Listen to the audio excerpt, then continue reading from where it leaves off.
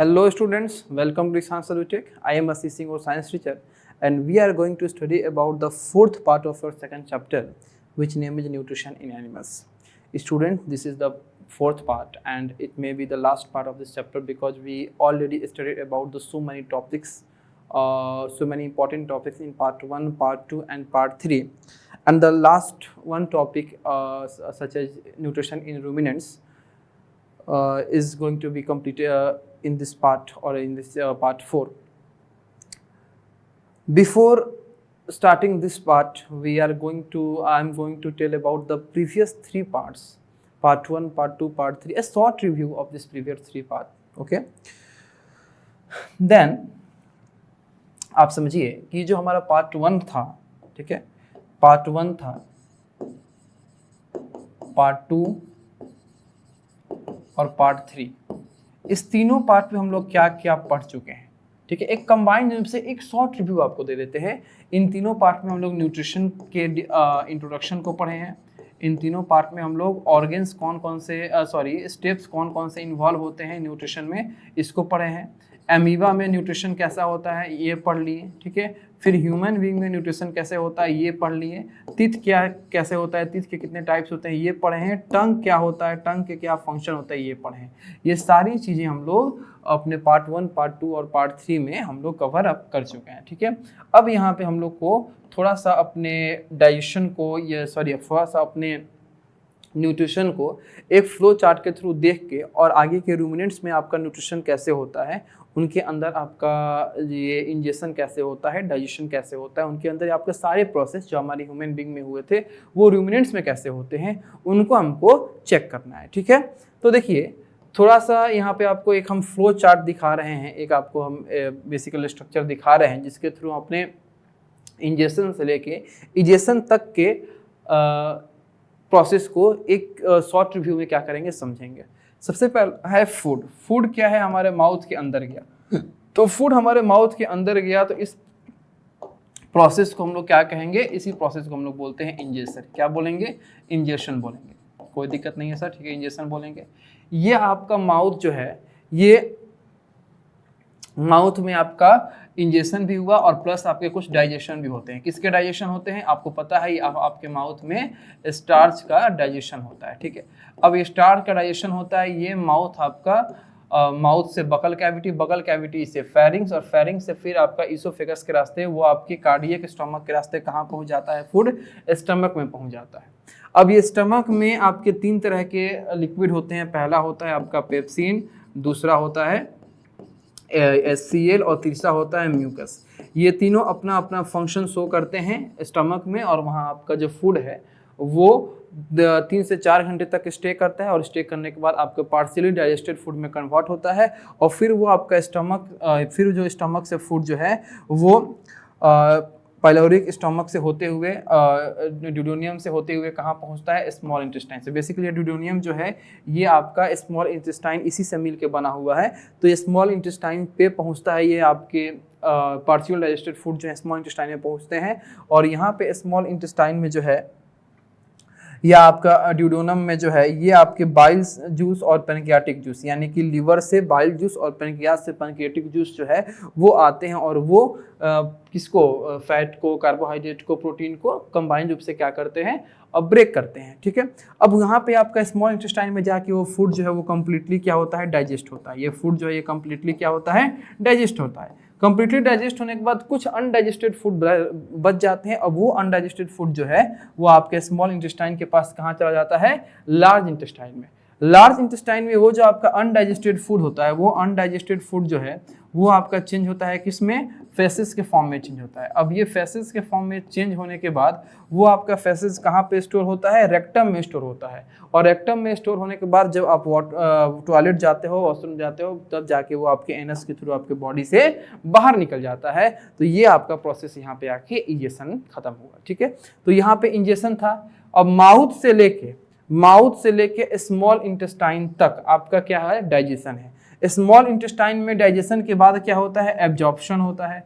Small intestine में digestion के बाद एब्जॉर्प्शन हो गया। अब आपका वो स्मॉल इंटेस्टाइन के बाद एब्जॉर्प्शन हुआ, वहां से आपका जो फूड है वो अपने रास्ते को चेंज करके कहाँ चला गया, आपके ऑर्गेन्स तक, बॉडी के ऑर्गेन्स तक, सेल के पास चला गया जहाँ एसिमिलेशन होता है। अब यहाँ पे स्मॉल इंटेस्टाइन के बाद ये आपका food, undigested food large intestine में आया, फिर रेक्टम में, फिर एनस में, यहाँ जाके कौन सा प्रोसेस हो गया, कंप्लीट इजेशन का जो प्रोसेस है वो कंप्लीट हो गया। देखिए हम बहुत कुछ छोड़ के बहुत ही ऊपर ऊपर आपको यहाँ पे बताए हैं, इसलिए ताकि ये आपको पार्ट 3 में आपको बहुत ही अच्छे तरीके से बताया गया है डिटेल में। अगर आप इस प्रोसेस को देखना चाहते हैं, एक एक प्रोसेस को, एक एक स्टेप को अगर डिटेल में आप लोग पढ़ना चाहते हैं तो आप जाइए पार्ट 3 की वीडियो को फिर से देखिए, आपको ईच एंड एवरी पॉइंट जो है बहुत ही अच्छे तरीके से क्लियर हो जाएगा। ठीक है, अब हम लोग स्टार्ट करते हैं अपने नेक्स्ट टॉपिक, यानी कि न्यूट्रिशन इन रूमिनेंट्स को। रूमिनेंट्स में न्यूट्रिशन कैसे होता है। ठीक है, न्यूट्रिशन जो शब्द आया, तो न्यूट्रिशन जो आपका शब्द है इसमें भी आपके जानते हैं ये 5 स्टेप होते हैं। कौन कौन से स्टेप होते हैं? सबसे पहला होता है इंजेशन का, सबसे पहला हो गया इंजेशन का, दूसरा जो हो गया वो हो गया डाइजेशन का, तीसरा आपका स्टेप हो गया है एब्जॉर्प्शन का, चौथा स्टेप हो गया एसिमिलेशन का, और जो 5वां स्टेप है वो हो गया इजेशन का। ठीक है, ये 5 स्टेप आपके हैं। तो अब हमको ये 5वें स्टेप जो है वो रूमिनेंट्स में कैसे होता है, ये 5वें स्टेप जो है ये रूमिनेंट्स में कैसे होता है, इसके बारे में हमको समझना है कि ये 5वें स्टेप रूमिनेंट्स में किस प्रकार से होते हैं। तो रूमिनेंट्स में ये सारे स्टेप समझने से पहले हमको ये समझना है कि हम लोग रूमिनेंट्स कहते किसको हैं। तो देखिए कुछ ऐसे आपके जानवर होते हैं जैसे गाय, काउस हो गए, या बहुत सारे आपके ग्रास ईटिंग एनिमल्स होते हैं, वो सबसे पहले जब वो अपने फूड को फूड के सोर्स से इंटेक करेंगे तो उस वक्त वो लार्ज अमाउंट ऑफ फूड को क्या कर जाते हैं, स्वेलो कर जाते हैं, निगल जाते हैं। और जब वो बाद में रेस्ट करते हैं तो उसी निगले हुए फूड को दोबारा अपने माउथ में लाते हैं, और माउथ में लाने के बाद वो फिर से उसको चबाना जो है वो स्टार्ट करते हैं। अब ये जो अपने फूड को दोबारा, निगले गए फूड को दोबारा जो आपका माउथ में लाकर जो चबाना होता है, इस प्रोसेस को हम लोग कहते हैं रूमिनेशन। क्या बोलते हैं? रूमिनेशन। अब रूमिनेशन के प्रोसेस को करने वाले जो भी जानवर होते हैं उनको हम लोग क्या कहते हैं? रूमिनेंट्स कहते हैं। आपको हम तोड़ तोड़ के बताए हैं। ये रूमिनेंट्स आपके ऐसे जानवर होते हैं जो किस प्रकार से अपने फूड को इंटेक करेंगे। सबसे पहले अब जहां भी फूड उनको मिलेगा, यानी फूड का जो मेन सोर्स होगा, वहां पे वो फूड को डायरेक्ट अपने बॉडी, अपने स्टमक के अंदर निगल जाएंगे, और निगलने के बाद उस फूड को अपने माउथ में लेके आएंगे रेस्ट करने के बाद, और उसको चबाते रहेंगे। और इस प्रोसेस को हम लोग क्या कहते हैं? रूमिनेशन कहते हैं। और रूमिनेशन के प्रोसेस के करने वाले जो आपके जानवर होते हैं, रूमिनेशन के प्रोसेस को आपके दिखाने वाले जो जानवर होते हैं, उन जानवर को हम क्या कहते हैं? रूमिनेंट्स के नाम से जानते हैं। किसके नाम से जानते हैं? रूमिनेंट्स के नाम से जानते हैं। अब रूमिनेंट्स में सबसे पहला आपको गाय हो गई, भैंस हो गई, बकरी हो गई, ये सब क्या होते हैं? रूमिनेंट्स होते हैं। अब रूमिनेंट्स के न्यूट्रिशन को हमको पढ़ना है, तो रूमिनेंट्स के न्यूट्रिशन में सबसे पहला आएगा इंजेशन। किसी के भी न्यूट्रिशन में सबसे पहले इंजेशन ही आता है, तो इंजेशन के बारे में हम समझेंगे। तो रूमिनेंट्स जो है ये अपने फूड को इंटेक करते हैं कैसे? माउथ में। कहाँ करते हैं? माउथ में। और माउथ में करने के बाद वो उसको चबाएंगे, जब वो दोबारा लेके आएंगे उस वक्त चबाएंगे, और चबाने के टाइम वो भी अपने माउथ में सलाइवा को सेक्रेट करते हैं, और वो सलाइवा के साथ अपने टंग के द्वारा उस सलाइवा को अपने माउथ में क्या करते हैं? मिक्स करते हैं, और मिक्स करके माउथ को क्या करते हैं? मॉइस्ट करते हैं। ठीक है, अब देखिए ये जो फूड को चबाते हैं, तो चबाने के लिए इनके पास स्पेशल टाइप ऑफ टीथ होते हैं। इनका च्यूइंग टीथ जो है वो आपका पावरफुल होता है। इनका जो जबड़ा होता है ये भी क्या होता है? पावरफुल होता है। ठीक है, इसलिए पावरफुल होता है क्योंकि कंटिन्यू उनको उस फूड को चबाना होता है। जबड़ा और जो च्यूइंग टीथ है जो पीछे बेसिकली होता है वो बहुत ज़्यादा पावरफुल होता है। अब देखिए ये जो आपका च्यूड फूड होता है, ये आपका जो फूड च्यू करने के बाद अपने, इनके पास भी इसोफेगस होता है, ये इसोफेगस के द्वारा उसको कहाँ भेजते हैं? स्टमक में भेजते हैं। ठीक है, चलिए नेक्स्ट हमको जानना है कि रूमिनेंट्स के अंदर डाइजेशन का प्रोसेस कैसे होता है। तो जो रूमिनेंट्स के अंदर डाइजेशन का प्रोसेस होता है ये इनके स्टमक में होता है, यानी कि एक बार फूड आपका निगलने के बाद वापस मुंह में आ गया, एक बार तो जब खाएंगे तुम निकल जाएंगे सीधे, वहाँ की कहानी खत्म कीजिए। जब वो खा रहे हैं मेन फूड जहाँ से ले रहे हैं वहाँ तो सीधे वो निकल गए। जब वो रेस्ट कर रहे हैं दोबारा अपने फूड को माउथ में लेके आ रहे हैं, वहां से हम लोग पढ़ रहे हैं कि वहां लाएंगे, फिर आपका सलाइवा मिक्स होगा, मिक्स होने के बाद वो इसोफेगस के रास्ते कहाँ जाएगा, आपके फूड में जाएगा, आपके स्टमक में जाएगा। अब यहाँ से स्टमक में जाने के बाद डाइजेशन का काम जो है यहाँ पे स्टमक में क्या होता है, स्टार्ट होता है। अब उस डाइजेशन के काम को स्टार्ट करने से पहले हम आपको कुछ स्टमक के बारे में पढ़ाना चाहते हैं। ये आपका स्टमक जो होता है वो बेसिकली स्टमक के 4 चैम्बर होते हैं। स्टमक के कितने चैम्बर होंगे, 4 चैम्बर होंगे, ठीक है।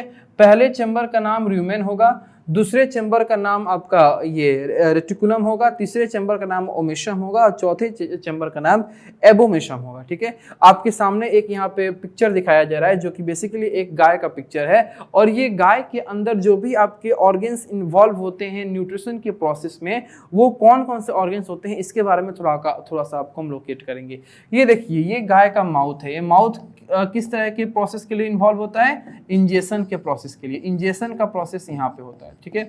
इंजेशन का प्रोसेस हुआ, खाना अंदर गया, फिर बाहर आ गया। अब समझिए, ये है आपके गाय का इसोफेगस। इसोफेगस यानी गाय का क्या है, ये फूड पाइप।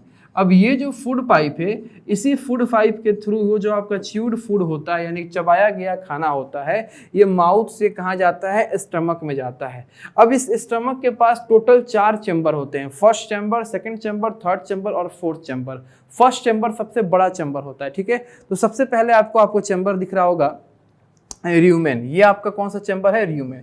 र्यूमेन ये जितना आपको पर्पल कलर में दिखाई दे रहा है, बैगनी कलर या पर्पल कलर जो भी आप इसको कहते हो, ये पर्पल कलर में जितना भी आपको दिखाई दे रहा है, ये पार्ट को हम लोग क्या बोलेंगे, र्यूमेन बोलेंगे। यही पार्ट क्या है, र्यूमेन है। र्यूमेन के बाद आपका दूसरा पार्ट आता है, यहाँ पे आप देख रहे हो रेटिकुलम। ये जो पार्ट है वो क्या है, रेटिकुलम है, जो बेसिकली आपके र्यूमेन के नीचे आपका सिचुएटेड होता है और ओबेमेशम की यहाँ सॉरी ये फूड पाइप के नीचे आपका सिचुएटेड होता है। ये जो पार्ट है वो क्या है, रेटिकुलम है। चलिए, अब रेटिकुलम के बाद हम लोग आते हैं ओमेशम। ये ओमेशम आपका थर्ड पार्ट है। ये जो आपका थर्ड पार्ट, बेसिकली ये जो आपका पार्ट होता है सबसे छोटा पार्ट होता है। ओमेशम जो है ये सबसे छोटा पार्ट होता है, ओमेशम होता है। और चौथा पार्ट होता है एबोमेशम। ये जो चौथा पार्ट है जो आपको ग्रीन कलर से दिखाई दे रहा है, ये आपका चौथा पार्ट क्या है, ओबेमेशम है। अब ये चौथा पार्ट एबोमेशम है, यहीं पे आके आपको डाइजेशन कंप्लीट होता है, या आपका यहीं पे डाइजेशन स्टमक का फोर्थ पार्ट है। तो स्टमक का जो लास्ट पोर्शन आपका फूड का होता है यहीं तक आता है।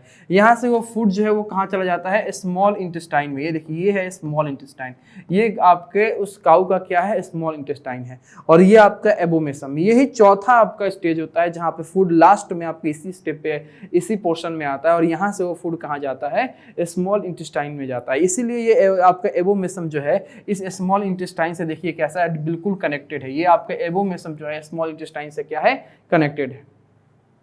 अब वन बाय वन हम लोग इस रूमिनेंट्स यानी इस काऊ के अंदर कैसे ये डाइजेशन का प्रोसेस होता है with the help of this 4 chambers and oesophagus and small intestine, उसके बारे में हम लोग पढ़ने जा रहे हैं, ठीक है। आइए स्टार्ट करते हैं।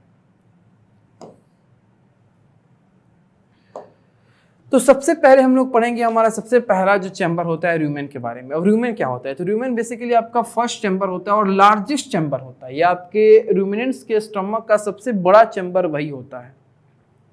अब बड़ा होने के चलते ये लार्ज क्वांटिटी ऑफ फूड को क्या करता है, कंज्यूम करता है। बहुत ज्यादा आपका क्वांटिटी ऑफ फूड को क्या करता है, कंज्यूम करता है।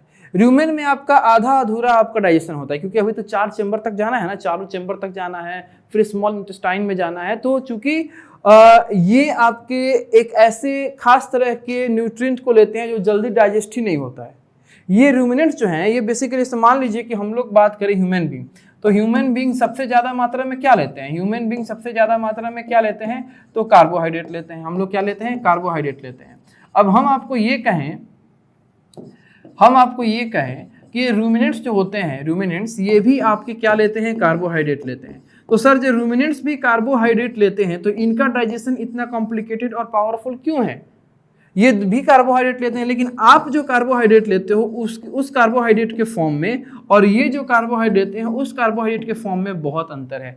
आप जो कार्बोहाइड्रेट लेते हो वो बेसिकली किस फॉर्म में लेते हो, स्टार्च के फॉर्म में लेते हो। आप जो कार्बोहाइड्रेट लेते हो वो आप किस फॉर्म में लेते हो, शुगर के फॉर्म में लेते हो, ठीक है, या ग्लूकोज के फॉर्म में लेते हो, लेकिन ये जो कार्बोहाइड्रेट लेते हैं ये कार्बोहाइड्रेट लेते हैं सेलुलोज के फॉर्म में, और ये सेलुलोज को डाइजेस्ट करना बहुत ही हार्ड होता है। इनफैक्ट हमारे ह्यूमन बीइंग के लिए तो हमारे पास तो इतना पावरफुल डाइजेस्टिव सिस्टम नहीं है, हमारा डाइजेस्टिव सिस्टम इतना पावरफुल नहीं है कि हम लोग सेलुलोज को क्या कर पाएँ, डाइजेस्ट कर पाएँ। ये सेलुलोज को डाइजेस्ट करने के लिए यही रूमिनेंट्स का आपका ये 4 चैम्बर से मिला के स्टमक बनाया गया है, और ये स्टमक का जो आपका डाइजेस्टिव पावर है वो आपका इतना ज़्यादा है कि वो इस सेलुलोज को क्या कर पाते हैं, डाइजेस्ट कर पाते हैं। ठीक है, तो इससे, इस टॉपिक से या इस लेक्चर से आपने ये सीख लिया होगा कि हमारे डाइजेस्टिव सिस्टम और रूमिनेंट्स के डाइजेस्टिव सिस्टम में इतना कॉम्प्लिकेशन क्यों है, इतना वेरिएशन क्यों है, इतना डिफरेंस क्यों है। क्योंकि उनको सेलुलोज को पचाना है जिसको हम नहीं पचा सकते या हम इंटेक ही नहीं करते हैं। हम कार्बोहाइड्रेट के फॉर्म के लिए स्टार्च को इंटेक करते हैं, शुगर को इंटेक करते हैं या ग्लूकोज को इंटेक करते हैं, हम लोग सेलुलोज को इंटेक नहीं करते हैं। वो लोग सेलुलोज को इंटेक करते हैं, तो सेलुलोज को डाइजेस्ट उनको करना होता है, इसलिए उनके स्टमक का जो स्ट्रक्चर होता है इतना कॉम्प्लिकेटेड होता है, या आपकी 4 चैम्बर्स में बटा हुआ होता है, या पावरफुल होता है। ठीक है, चलिए अब ये जो हमारा फर्स्ट चैम्बर था र्यूमेन, ये हमारा फर्स्ट चैम्बर है, सबसे लार्जेस्ट चैम्बर है। लार्जेस्ट होने के चलते ये बहुत ही लार्ज क्वांटिटी ऑफ फूड को क्या करके रखा है, स्टोर करके रखता है। ठीक है, अब ये जो फर्स्ट चैम्बर है यहाँ पे फूड का पार्शियली डाइजेशन होता है, आधा अधूरा डाइजेशन होता है। ठीक है, और वो पार्शियल डाइजेस्टेड फूड को हम लोग क्या कहते हैं, कड कहते हैं। क्या कहेंगे, कड कहेंगे। अब यहाँ पे जो सेलुलोज वो लोग लेते हैं, हमारे जो भी रूमिनेंट्स होते हैं, जो सेलुलोज होते हैं, उन सेलुलोज का डाइजेशन जो है इस आपके रूमेन में ही आपका स्टार्ट होता है, या रूमेन में ही चालू होता है, रूमेन में ही होता है। किसके द्वारा होता है, बैक्टीरिया के द्वारा होता है। और उस बैक्टीरिया को हम लोग क्या कहते हैं, तो उस बैक्टीरिया का नाम है रूमेन माइक्रोब्स, या रूमेन बैक्टीरिया के नाम से जानते हैं। या तो उसको आप रूमेन माइक्रोब्स बोल सकते हो या रूमेन बैक्टीरिया के नाम से जानते हो। ये रूमेन बैक्टीरिया जो होता है ये रूमेन में प्रेजेंट होके और सेलुलोज के डाइजेशन को स्टार्ट करता है, सेलुलोज के ब्रेकडाउन को क्या करता है, स्टार्ट करता है। ठीक है, अब चलिए, तो ये था आपके पहले पार्ट के बारे में। हमारा जो पहला चैम्बर है किसका, स्टमक का, रूमिनेंट्स के स्टमक के जो पहला चैम्बर है उसके बारे में ही आपका था। अब दूसरा जो चैम्बर है जिसका नाम है रेटिकुलम, ये रेटिकुलम के बारे में समझते हैं। Reticulum is the second chamber into which food enters from the rumen. Food जो है आपका रूमेन से, जब रूमेन में आपका पार्शियल डाइजेशन हो जाता है तो रूमेन से आपका फूड जो है वो रेटिकुलेट में इंटर करता है, और यहाँ पे जो रूमेन के कंटेंट है और रेटिकुलम के कंटेंट है, दोनों के दोनों क्या होते हैं, फ्रीली मिक्स होते हैं। दोनों के दोनों क्या होते हैं, फ्रीली मिक्स होते हैं। और मिक्स होने के बाद वही आपका कट जो है दोबारा माउथ में लेके जाया जाता है दोबारा चबाने के लिए। यानी कि ये रेटिकुलम ही वो चैम्बर है, ये रेटिकुलम ही वो चैम्बर है जहाँ से फूड जो है आपका दोबारा कहाँ जाता है, ये रूमिनेंट्स के माउथ में जाता है। ये रेटिकुलम से वो फूड जो है दोबारा रूमिनेंट्स के माउथ में जाता है, किसके लिए, दोबारा चबाने के लिए या दोबारा उसको और ज़्यादा ब्रेक करने के लिए। ठीक है, तो ये आपका दूसरा चैम्बर था, कौन, रेटिकुलम। अब तीसरे चैम्बर के बारे में हम लोग समझते हैं। तीसरे चैम्बर के बारे में समझते हैं हम लोग को, ओमेशम। तीसरा चैम्बर क्या है, ओमेशम। ओमेशम जो है वो तीसरा, थर्ड चैम्बर है और सबसे छोटा, स्मॉलेस्ट चैम्बर है। ठीक है, हमारे रूमिनेंट्स के स्टमक का स्मॉलेस्ट चैम्बर, और थर्ड चैम्बर ये कौन सा होता है, ओमेशम होता है। अब यहाँ पे third and smallest chamber of the stomach into which food passes after the chewing, यानी चबाने के बाद जब आपका रेटिकुलम से फूड आपका गया दोबारा चबाने के लिए रूमिनेंट्स के माउथ में, तो वहाँ से जब वो आपका रूमिनेंट्स उस माउथ में अपने आए हुए फूड को पूरी तरीके से चबा रहे हैं, रेस्ट कर रहे हैं, चबा रहे हैं, चबाने के बाद जब वो स्वेलो करते हैं तो वो फूड आपका कहाँ आता है, ओमेशम में आता है। ठीक है, ओमेशम में आपका आता है। यहाँ पे आपके उस फूड में जो आपके एक्सेस वाटर होता है उस वाटर को एब्जॉर्ब कर लिया जाता है। एक्सेस वाटर को उस फूड से क्या कर लिया जाता है, एब्जॉर्ब कर लिया जाता है। ठीक है, अब चौथा जो आपका चैम्बर होता है वो होता है एबोमेशम। इसके बारे में बताते हैं। एबोमेशम जो ये आपका लास्ट चैम्बर होता है, और ये यहाँ पे जो ओमेशम से आपका जो फूड पास होता है, ओमेशम जो आपका चबा के भेजे गए फूड में से वाटर को एब्जॉर्ब करता है, यानी कि तीसरा चैम्बर, वो आपका वाटर को एब्जॉर्ब करने के बाद अपने चौथे चैम्बर में फूड को भेजता है, और इस चौथे चैम्बर का नाम है एबोमेशम। ये जो आपका लास्ट चैम्बर इसका नाम है एबोमेशम। ठीक है, The walls of the abomasum secrete digestive juice that help in digestion. अब ये जो आपका एबोमेशम है, इस एबोमेशम का जो वॉल्स है ये क्या करते हैं, कुछ डाइजेस्टिव जूसेस को सेक्रेट करते हैं। ये क्या करते हैं, डाइजेस्टिव जूसेस को सेक्रेट करते हैं, और ये डाइजेस्टिव जूसेस को सेक्रेट करेंगे तो इस डाइजेस्टिव जूसेस के हेल्प से फूड का डाइजेशन जो होगा इस एबोमेशम में आपका होगा। फूड का जो डाइजेशन होगा इस एबोमेशम में होगा, किसके हेल्प से, एबोमेशम के डाइजेस्टिव जूसेस के हेल्प से। एबोमेशम के डाइजेस्टिव जूसेस के हेल्प से एबोमेशम में फूड का जो है वो डाइजेशन होगा। ठीक है, अब फूड का डाइजेशन हो गया। डाइजेशन होने के बाद हमको समझना है एब्जॉर्प्शन। ये जो आपका प्रोसेस है एब्जॉर्प्शन, लास्ट हमको यही समझना है रूमिनेंट्स में कि एब्जॉर्प्शन का प्रोसेस कैसा होता है। तो एब्जॉर्प्शन एक ऐसा प्रोसेस है, आप लोग पढ़े भी थे किसमें, ह्यूमन बीइंग में। तो ह्यूमन बीइंग में जो आपका एब्जॉर्प्शन है वही एब्जॉर्प्शन आपका यहाँ पे रूमिनेंट्स में भी है कि absorption begin in the stomach itself, the main absorptive organ is intestine. The digested food passes into the small intestine. The small intestine receives secretions from the pancreas and liver, and digestion of food in here. Water from the undigested food is absorbed in the large intestine. जिस प्रकार से हम लोग का सफ़र था digested food का, उसी प्रकार से आपका ये जो रूमिनेंट्स हैं इनमें भी यही सफ़र होता है। जो आपका चौथा चैम्बर होता है कौन सा, एबोमेशम। इस एबोमेशम यानी कि चौथे चैम्बर में से वो जो आपका फूड है वो एब्जॉर्ब करके, और कहाँ पे वो आपका एब्जॉर्ब फूड आ जाता है, स्मॉल इंटेस्टाइन में आ जाता है। अब स्मॉल इंटेस्टाइन जो है वो जो आपका स्मॉल इंटेस्टाइन है, ये स्मॉल इंटेस्टाइन दो अलग अलग जगह से डाइजेस्टिव जूस को क्या करता है, गेन करता है। कहाँ से, लीवर से गेन करता है और पेनक्रियास से गेन करता है। लीवर से गेन करता है और पेनक्रियास से गेन करता है। अब लीवर अपना एक डाइजेस्टिव जूस सेक्रेट करता है, पेनक्रियाज अपना डाइजेस्टिव जूस सेक्रेट करता है, और ये दोनों डाइजेस्टिव जूस जो होंगे वो कहाँ पे जाएगा, स्मॉल इंटेस्टाइन पे। स्मॉल इंटेस्टाइन में जाने के बाद ये दोनों डाइजेस्टिव जूस के हेल्प से आपका कंप्लीट डाइजेशन जो है वो फूड का आपका उस स्मॉल इंटेस्टाइन में होता है। अब स्मॉल इंटेस्टाइन में फूड का डाइजेशन जब कंप्लीट हुआ तो फिर आपका उसमें से आप भी जानते हो कि टोटल का टोटल फूड डाइजेस्ट होता नहीं है।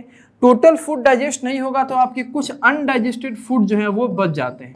जो कुछ अनडाइजेस्टेड फूड हैं ये बच जाता है, और ये अनडाइजेस्टेड फूड जो है ये स्मॉल इंटेस्टाइन से निकल के कहाँ आ जाता है, लार्ज इंटेस्टाइन के पास आ जाता है। स्मॉल इंटेस्टाइन से निकल के लार्ज इंटेस्टाइन के पास आ जाता है, और फिर आपका लार्ज इंटेस्टाइन में उसी तरीके से वाटर को क्या कर लिया जाता है, एब्जॉर्ब कर लिया जाता है। एब्जॉर्ब करके उसको सेमी सॉलिड सब्सटेंस के फॉर्म में कन्वर्ट कर दिया जाता है। जिस सेमी सॉलिड सब्सटेंस को बेसिकली आप भी जानते हो कि हम लोग क्या कहते हैं, आपको पार्ट 3 में भी हम बताए थे, उसको हम लोग क्या कहेंगे, फेसेस कहेंगे। और ये फेसेस फिर से बॉडी के द्वारा बाहर निकाल दिया जाता है, जिसको हम लोग इजेशन का प्रोसेस कहते हैं। और ये इजेशन का प्रोसेस चाहे हम हो, चाहे कोई रूमिनेंट्स हो, चाहे कोई एनिमल हो, उस ये इजेशन का प्रोसेस जो है वो बहुत ज़्यादा इंपॉर्टेंट होता है। ठीक है, तो यहाँ पे आके हमारा ये चौथा पार्ट जो है ये भी क्या होता है, कंप्लीट होता है। और ये पार्ट 4 में हम लोग बेसिकली ज़्यादा टॉपिक तो कवर नहीं की, क्योंकि पार्ट 3 में ही सारे टॉपिक्स हमारे हो गए थे। जो आपका एक टॉपिक बचा था कौन सा, nutrition in ruminants. Nutrition in ruminants, इसके बारे में हम लोग पढ़ाई किए कि रूमिनेंट्स होते क्या हैं।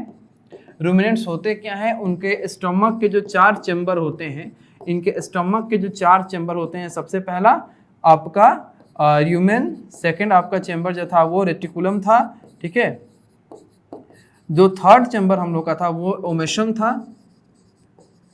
और जो आपका चौथा चैम्बर है वो है एबोमेशम। तो ये आपके 4 चैम्बर का फंक्शन क्या होता है, इन 4 चैम्बर का प्रॉपर्टीज क्या होते हैं, इनके आपके इंपॉर्टेंट पॉइंट क्या होते हैं, ये सारी चीजें हमने समझा। और लास्ट में समझा कि आपकी रूमिनेंट्स में एब्जॉर्प्शन का प्रोसेस जो है वो किस प्रकार से होता है। ठीक है, यहाँ पे आके हमारा चैप्टर जो है ये खत्म हो गया। ठीक है, तो अब मिलेंगे आपसे हम नेक्स्ट चैप्टर में एक नए पार्ट के साथ। तब तक के लिए लेते हैं आपसे विदा। Thank you so much.